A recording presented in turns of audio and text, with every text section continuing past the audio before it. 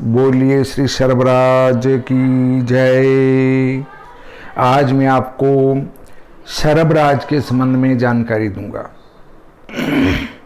इनकी जयंती कब होनी चाहिए, इनका प्रादुर्भाव कैसे हुआ था, इनकी कथा वही है जो प्रादुर्भाव है। क्या होता है कि प्रहलाद की तपस्या से और राक्षस का नाश करने के लिए भगवान विष्णु ने नरसिंह अवतार धारण किया। जब वो राक्षस का नाश कर चुके थे तब उनका गुस्सा इतना तीव्र हो गया कि वो पृथ्वी को पलट सकते थे। इसमें दो कथाएं प्रचलित है। विष्णु पुराण में तो कहा गया है कि प्रहलाद ने उनकी स्तुति की, इससे नरसिंह भगवान प्रसन्न हो गए। और शिव पुराण कहता है कि वो जब गुस्से से बाहर हो गए, सभी देवता भयभीत हो गए, तो सब मिलकर भगवान भोलेनाथ की शरण में गए। और भोलेनाथ की शरण में जाने से उनने कहा तुम्हारा कष्टों का निवारण कर दूंगा। तत्काल वहाँ से उनने अपना पक्षीराज का रूप या पक्षीराज का अवतार धारण किया, अर्थात जिसका ये भाग पूरा पक्षी की तरह था, बड़ी चोंच थी, नेत्रों में सूर्य चंद्र, मुख में अग्निदेव, कंठ में और नाभि में वडवानल बाड़वानल अग्नि प्रज्वलित, और उनका शरीर मनुष्य जैसा है नाभि तक। उसके बाद पूरा हरिण जैसा, चार पैर हरिण जैसे, चार भुजाधारी, नाखून वज्र जैसे, पूंछ शेर के जैसी, दो पंख, एक में काली माता एक में दुर्गा माता विराजमान। ऐसा भयंकर रूप करके भगवान भोलेनाथ पहुंचे सीधे नरसिंह भगवान के पास।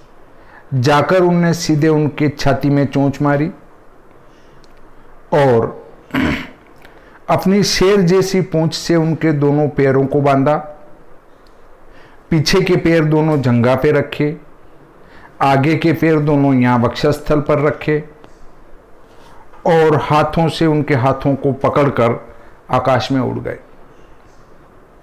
आकाश में उड़ने के बाद उनने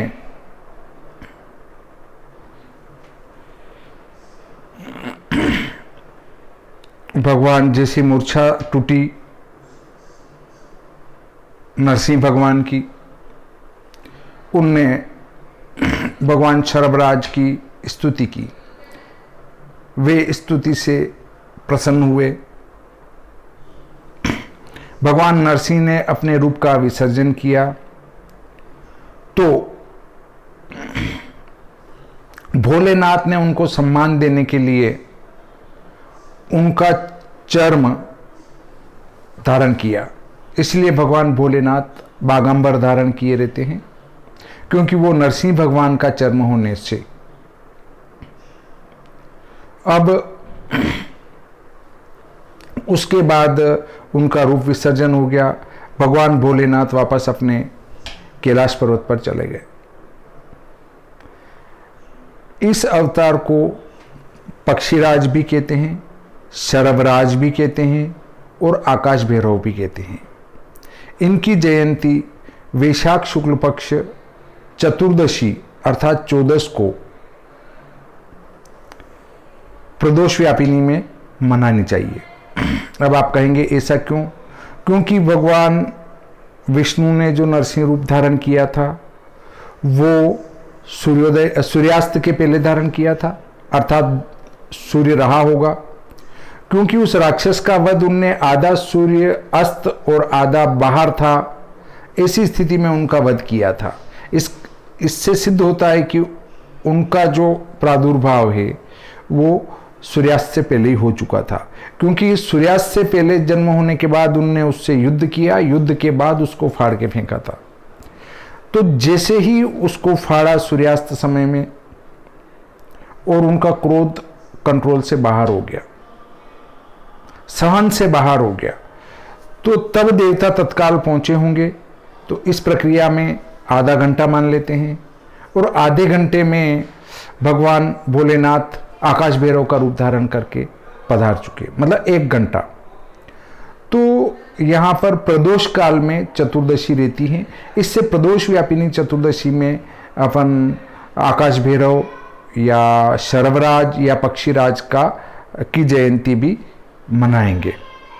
दूसरी बात आती है कि एक व्रत करने से, नरसिंह भगवान की नरसिंह चतुर्दशी का व्रत करने से आपका सर्वराज का व्रत भी हो जाएगा, अर्थात पक्षीराज का व्रत होगा, या आकाश भैरव का व्रत भी हो जाएगा।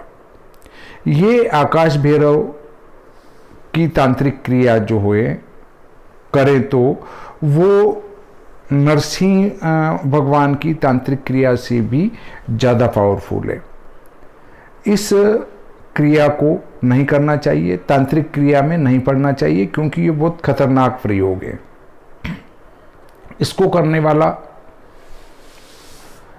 कभी विक्षिप्त हो सकता है। क्या होता है कि बादशाह से डरकर एक मेवाड़ के राजा ने शरबराज प्रयोग करवाया था, आकाश भैरव प्रयोग करवाया था श्याम जी पंडित से।